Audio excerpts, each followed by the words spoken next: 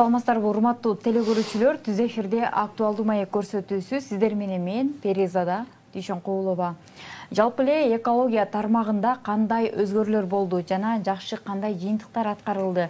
Биз кенен маек куруу максатында студиябызга мейманга жаратылыш ресурстары, экология жана техникалык көзөмөл министринин орун басары Кустейинов Кубат Үсөнкуловичти конокко чакырганбыз. Саламатсызбы? Саламатчылык. Студиябызга кош келдиңиз.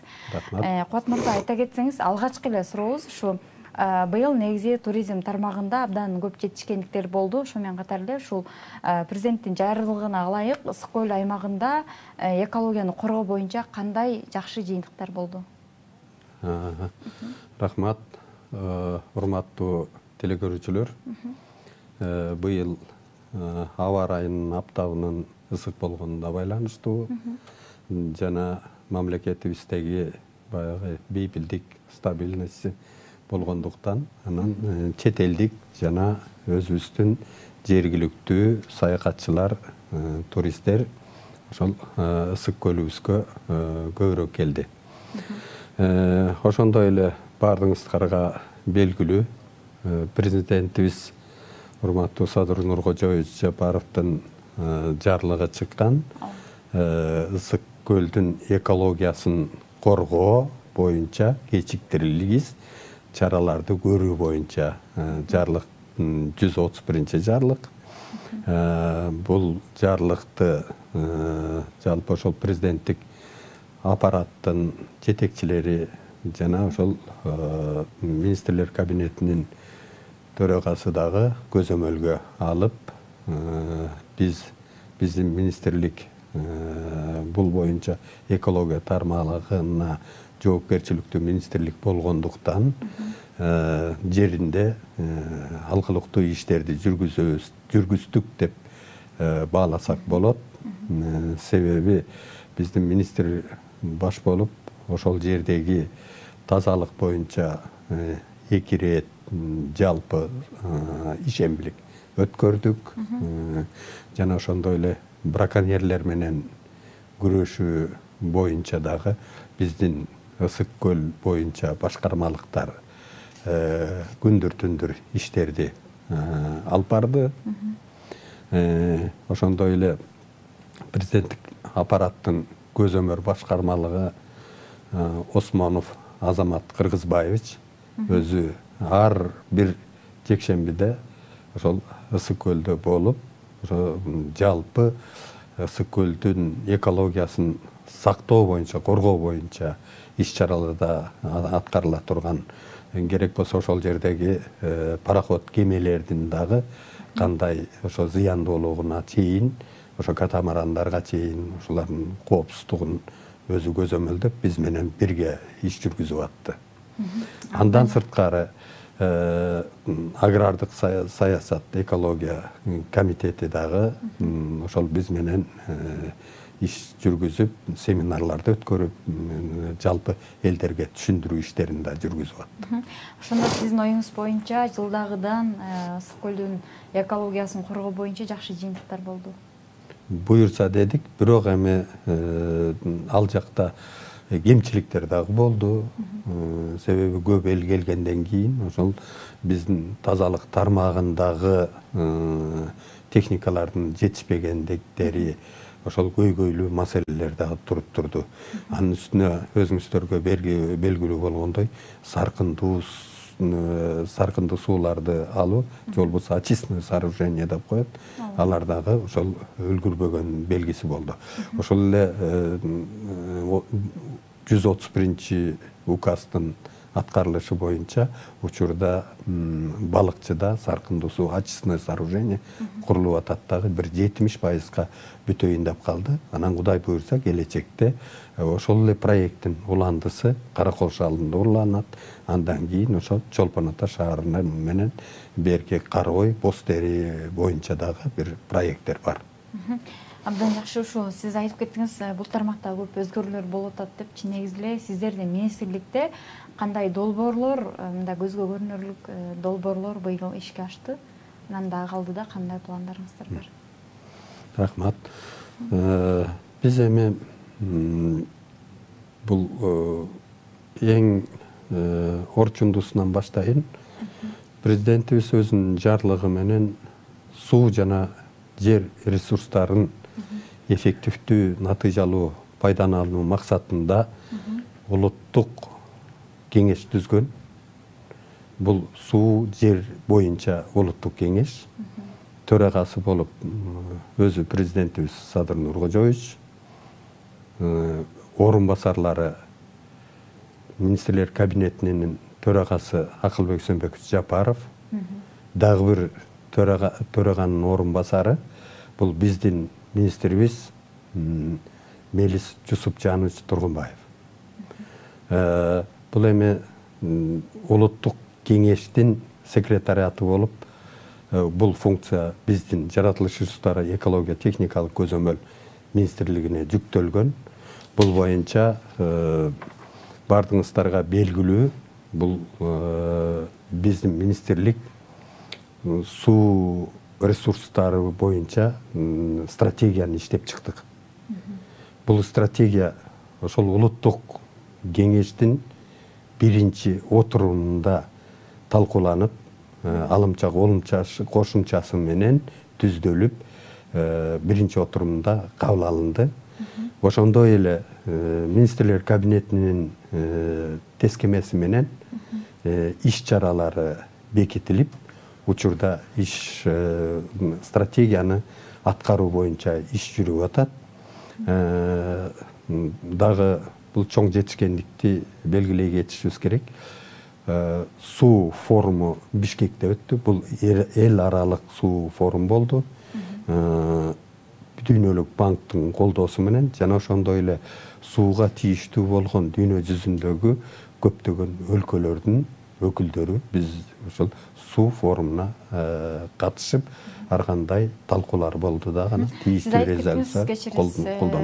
Ошо суу форуму Кыргызстанда өттү деп сыймыктануу менен айтып атабыз да.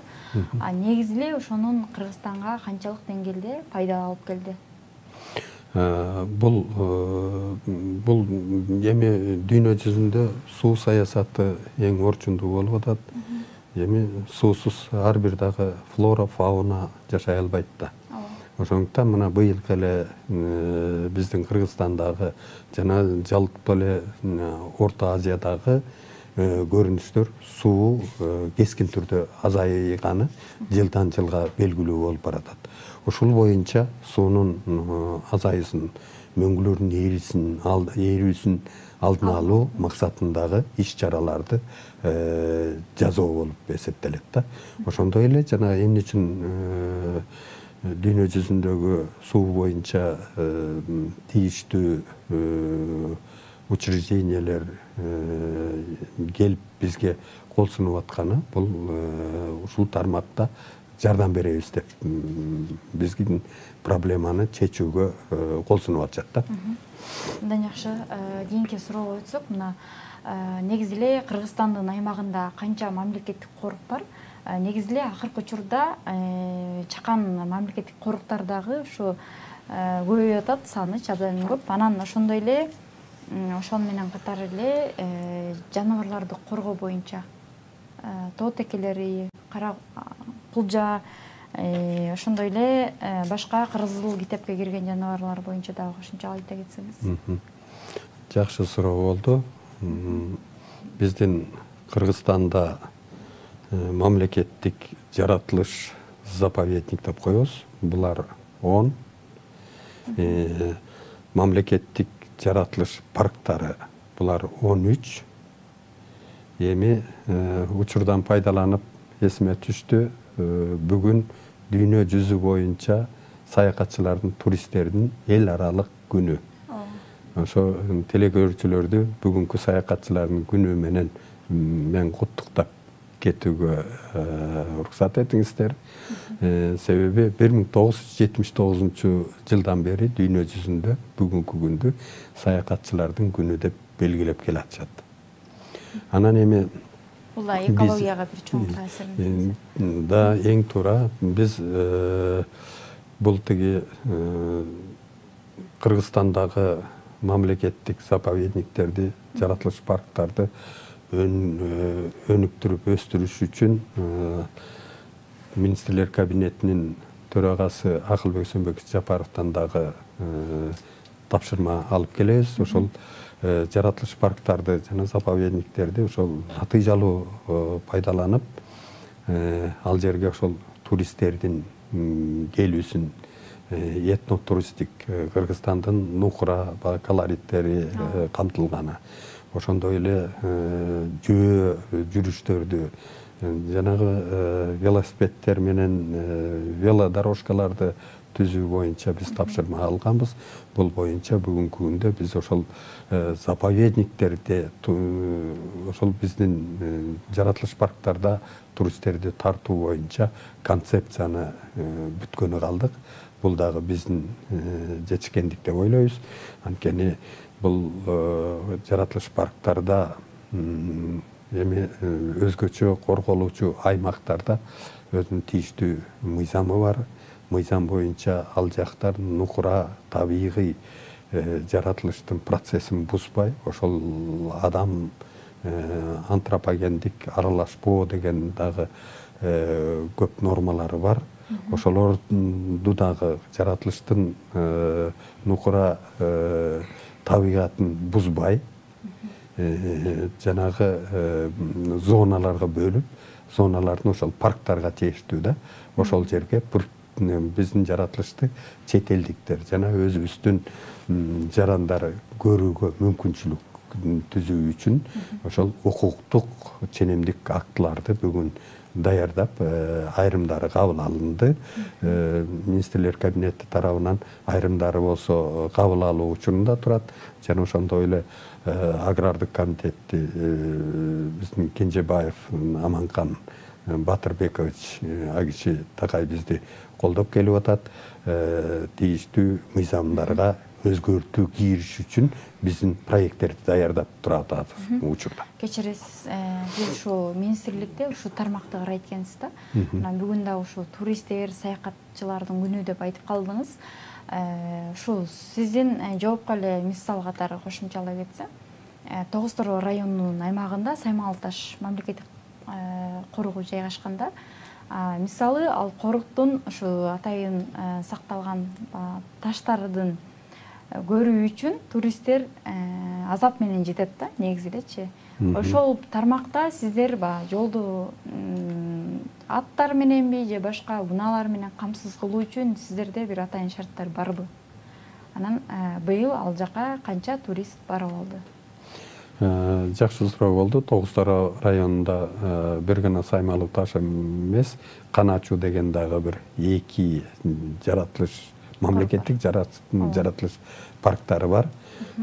Бул жактарга мына ошол жергиликтүү калктын талабы менен бизге ишкерлер кайрылып, ошол жерге жана өзүңүз айткандай этно-туристик жана аттар менен жүргөн нукура боз үйлөр менен деп бир проекттер учурда келип биз менен иш жүргүзүп атат. Андан сырткары жана канатная дорога деп коебуз.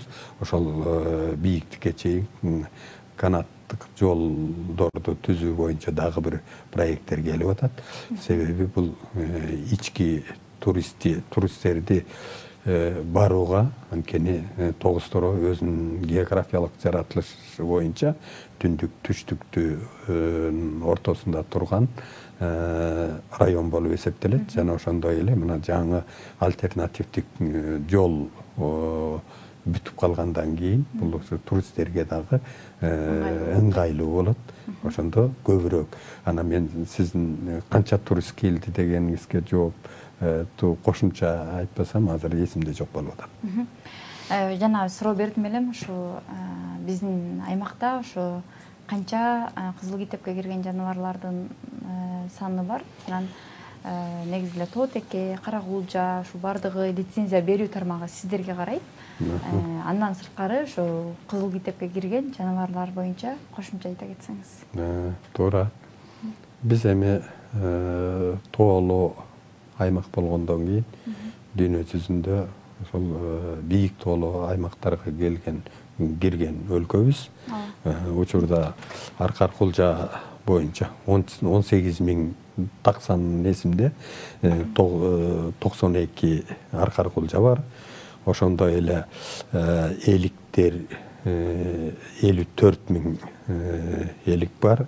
Тотекелер 53 миңдин тегерегинде. Ошондой эле аңчы чарбалар бар. Аңчы чарбалар бул 55 аңчы чарба.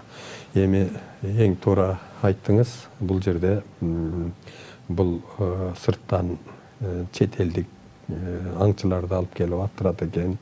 Анан эмне үчүн былтыркы жылы 140-ка көбөйүп кетти деген средства массовой информациялардан биздин жаратылыш министрлигине сын пикирлер айтылып келет.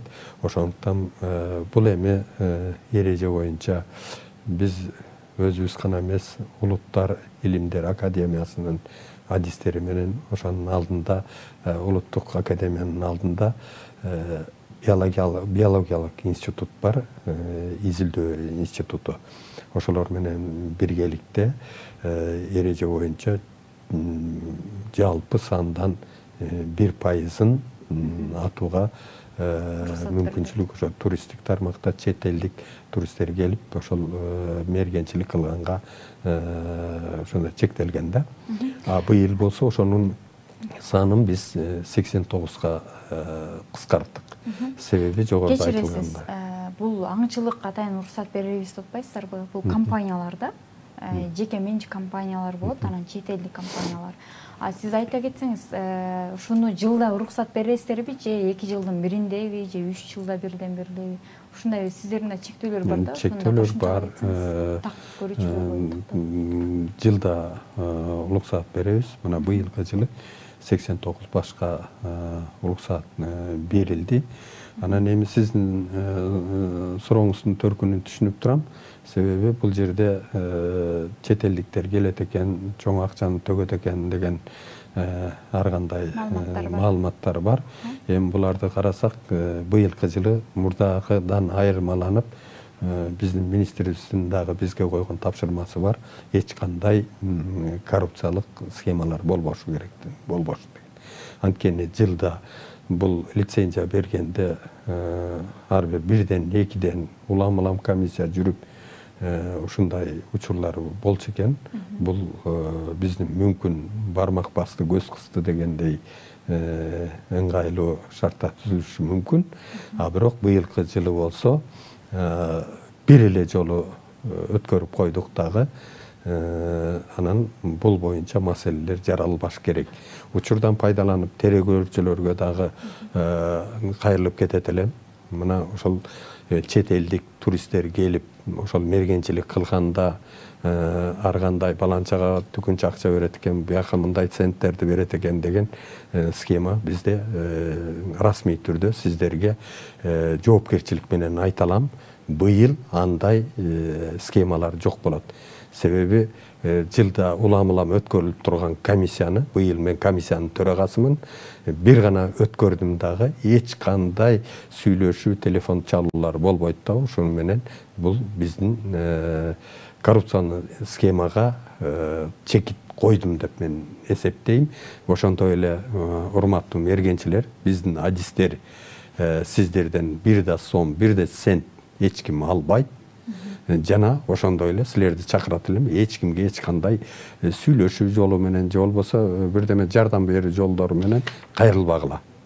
Анткени биздин өлкө башчыбыздан дагы жана ошондой эле Камчыбек Кадыршаевичтин дагы саясаты ушул, коррупцияны түп тамырынан бери жок кылышыбыз керек деп. Бул чет өлкөлүк аңчылыктар келген боюнча биздин мергенчилик чарбалар тармагында бул коррупциялык схемага чекит койдук деп биз эсептейбиз. Ошондуктан ишенгиле, бул боюнча мындан ары айын кептер болбойт. Абдан жакшы, жыйынтыктарыңыздар жакшы болуптур. Кийинки суроого өтсөк, мына ошондой эле токен тармагында дагы лицензия алуу боюнча сиздердин министрликке өткөн ушул бир жыл аралыгында кандай өзгөрүүлөр болду? Негизи эле ушул лицензия алууда жолдору жеңилдетилдиби, жергиликтүү токен тармагында иштеген ишкерлер үчүн кандай өзгөрүүлөр бар? Да, учурда барыңарга белгилүү. Бул мыйзам кабыл алынган, жанагы 30%га чейин проектиси менен бир топ коомчулукта да талкуу болду, депутаттардын арасында да талкуу болду, билесиздер да. Ошол боюнча бизде Тоо кен тармагында азыр мамлекеттик ишкана геология деген бар. Ошол геологияга ишкерлер кайрылып, мамлекеттин пайызы 30% болот да. Андан сырткары жана туура айтып кеттиңиз, бул Тоо кен тармагында лицензияларды алып бири-бирине сатуудагы кездешкен. Булардын баарын бүгүнкү күндө министрибиздин дагы жалпы биздин министрликке аброюбузга кетет. Ошондуктан бул жагынан дагы жанагы коррупциялык схемаларды эң минималдаштырып жокко эсеге чыгарабыз деген тилегибиз бар. Себеби ал жерде мына мындай Тоо кен тармагындагы ишкерлер ар кай жерди казып кетип, бул рекультивация жүргүзбөй тургандагы жактай бар. Бул боюнча биз иш жүргүзүп атабыз. Мындай эле жалпак тил менен айтканда, ишкер келет дагы алардын проектисинде сөзсүз түрдө рекультивационный счет деген болот. Ошол жака bir кандайдыр өлчөмдөгү акчаны төлөп коюш керек. Себеби ишкана банкрот болуп же ушундай кандайдыр бир кырдаалга туш келсе, анда ошол шотундагы акча менен биз рекультивация иштерин жүргүзгөнгө мүмкүнчүлүк болот. А буга чейин кечиресиз, кичине убактыбыз аз калып атат. Акыркы суроону берип коеюн. Бул бардык эле Бишкектин жарандары үчүн абдан көйгөйлүү маселе да. Ошо Бишкектеги кыш башталып атат. Сук келип атат. Дагы көмүр жагуу, ТЭЦте от жагуу деген башталат. Ушул тармакта сиздер кандай чара көрүп атасыздар? Бул көйгөй дагы кайталанабы? Биздин министрликке тийиштүү бул эң чоң көйгөй. Биз суук түшүп кыш келатканда ушул боюнча жүрөгүбүз ооруйт да. Буга чейин алдын ала иштерди жүргүзүп, ошол жанагы мончолорго же болбосо эс алуучу жайларга көмүр менен иштеген. Ошолорго да түшүндүрүү иштерди жүргүздүк. Бул жерде өзүңөр билесиңер, кайбир адамдар өзлөрүнүн кызыкчылыгы менен же болбосо баягы үнөмдөө максатында акча каражатын ошол жанагы кийим тигүүчүлөрдүн отходторун же болбосо ошол эле вулканизациялардан алып келинген дөңгөлөк машиненин дөңгөлөктөрүн кескилеп жагып, ушундай учурларды биздин инспекторлор ар бир тиги мончолорду, ар бир ошол кийим тигүүчү цехтердин учетторун алып, ошолор менен иш жүргүзүп, рейдтерди жүргүзүп келишет да. Биздин инспекторлорго участоктарды бөлүп берип койгонбуз. Ошолор менен ошолордун тегерегинде иш жүргүзүп атышат. Андан сырткары мына Кудай буйрса проект бар. Быйылкы жылы башталып калса, жанагы байытуу көмүрдү, кара кече көмүрүбүздү байытып, анткени кара кече көмүрү баягы КПД деп коет. Ошонун баягы пайдалуулугу начарыраак экен, салыштырмалуу башка мына Казакстандын көмүрлөрүнө караганда. Азыр болсо ишкана ошо кара кечеде ачылат. Ошол жерде жана байытуу технологиясы жүрөт. Ошондо Кудай буйрса келечекте биздин өзүбүздүн көмүрдү жакканда ошол сыртка чыккан, абага чыккан зыяндуу заттардын эң минимумуна алып келебиз деген тилектер бар. Бирок ал ишканаңыздар дагы 2 жылдан кийин аяктайт экен да. Ага чейин дагы ушул көрүнүш кайталаныр беле? Эми да, бул эми биздин министерствонун өлкөнүн жетекчилигиндагы көңүлүн борборундагы нерсе.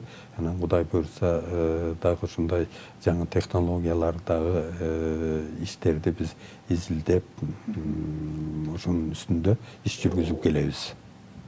Жана сиз убакыт болсо сиз айтып кетпедиңизби тоотекелер боюнча биз эмне үчүн айтышы мүмкүн бюджетке жана санын 140-тан 89-га азайтып койдуңар деп. Бул азайтып койгонубуздун себеби бирок бюджетке акча каражаттары түшүүсү өзгөрбөйт, азайбайт. Себеби 15-жылы бир кулча үчүн 450 миң болсо, 18-жылы 700 миңге көтөрүлгөн. 50 миң сом. Жок, да, сом. 700 миң сом 18-жылы болчу. Быйылкы жылы 23-жылдан баштап миллион сом болот. Чет элдик мергенчилер келгенде миллион сомду ар бир башка төлөп коюп туруп, анан өзүнүн мергенчилик адатын ишин жүргүзө берет. Анан биз дагы жана мен айтып кетпедимби, тиги мергенчилерди чогултуп туруп, мындай түшүндүрүү иштерин жүргүздүк деп. Анан илгерден бери элибизде айтылып келген кептер бар, жан кыйган жарыбайт дептик. Биз ушул жагынан дагы аларга түшүндүрдүү иштерди жаратылышка баягы кол салбагыла, атпагыла деп ушундай иштерди да жүргүздүк. Анан эме тиги кайберенге жан кайгы, мергенчиге шаң кайгы деп туруп. Анан ошо шаң кайгы дегенин түшүндүрүп кетсем, эмне үчүн атып алса сүйүнүп калат экен, ата албай калса кейип калат экен. Бул эми бул жаңы макал болуп атат го. Абдан жакшы студиябызга келип маек куруп бергениңиздерге, сиздердин да министрликте көптөгөн өзгөрүүлөр, жакшы жыйынтыктар бар экен. Урматтуу телекөрүүчүлөр, биздин маек аягына чыкты. Бүгүн бизде конокто жаратылыш ресурстары, экология жана техникалык көзөмөл министринин орун басары Кусейинов Кубат Үсөнбекович болду. Кийинки көрсөтүүгө чейин сак саламатта туруңуздар.